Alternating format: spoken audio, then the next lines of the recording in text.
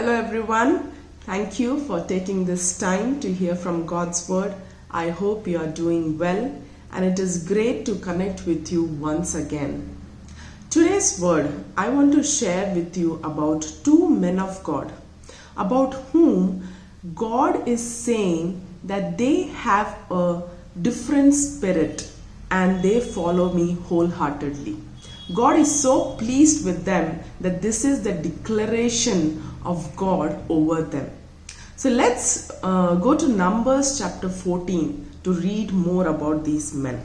Numbers 14 verse 24, it says, "But because my servant Caleb has a different spirit and follows me wholeheartedly, I will bring him into the land he went to, and his descendants will inherit it." So today I want to speak to you about Caleb and Joshua, about whom God is making such a declaration. Wow. Have you ever wondered what made God, to make such a declaration about these two men of God? They have a different spirit and they follow me wholeheartedly. What did Caleb and Joshua did different that God was so pleased with them? And that is what today I want to take you through and I want to share with you, so that we also can be like Caleb and Joshua in this lifetime of ours. So let's read Numbers chapter 13 verse 30. In fact, little verses before, from 26 onwards, to give a little background what is happening. From verse 26 of Numbers 13, we see all the 12 spies, all the 12 leaders from each tribe, they have come back after exploring the land. And now they are beginning to give their reports in the midst of Moses, Aaron, and the entire community of Israel.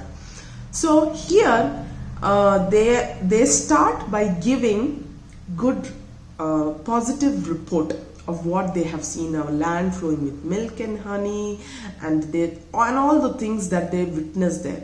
But they end on a very negative side, a very negative report they are ending with, because of which a great turmoil, a great fear aroused, anger aroused, doubts aroused among the entire community of Israel.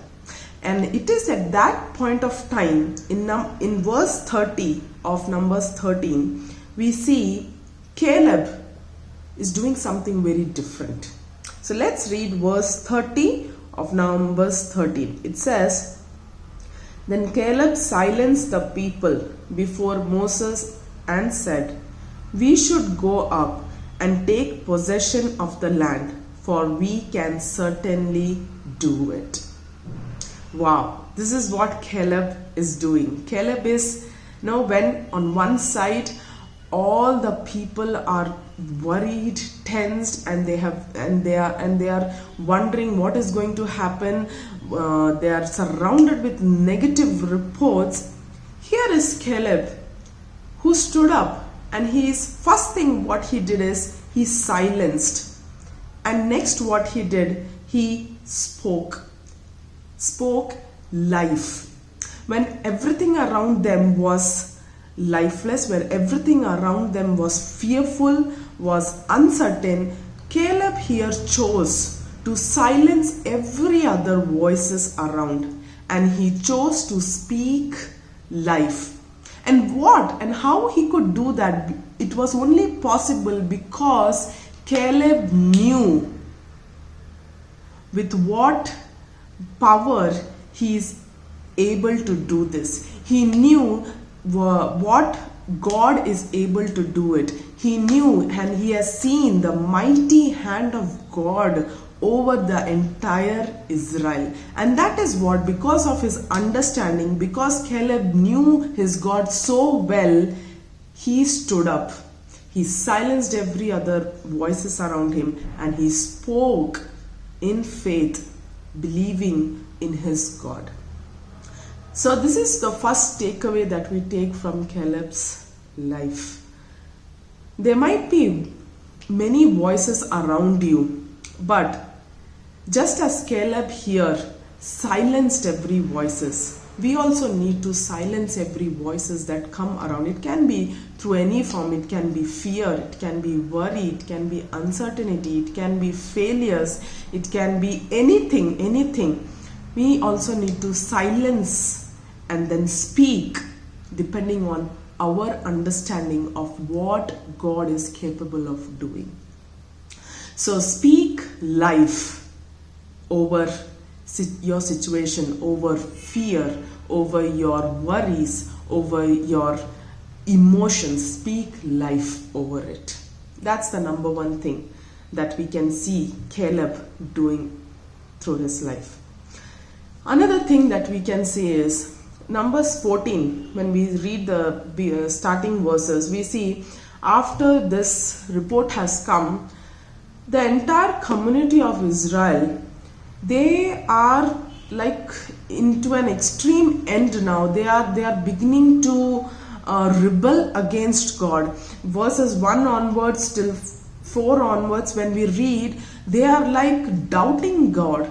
They are asking all type of questions. They are doubting God's promise over them. They are even rushing to take harsh decision. They are like, okay, let's choose a leader and go back to Egypt.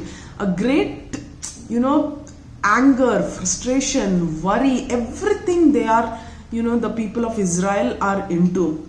And at this point of time, we see Joshua in verse 6 of Numbers 14, we see Joshua and Caleb.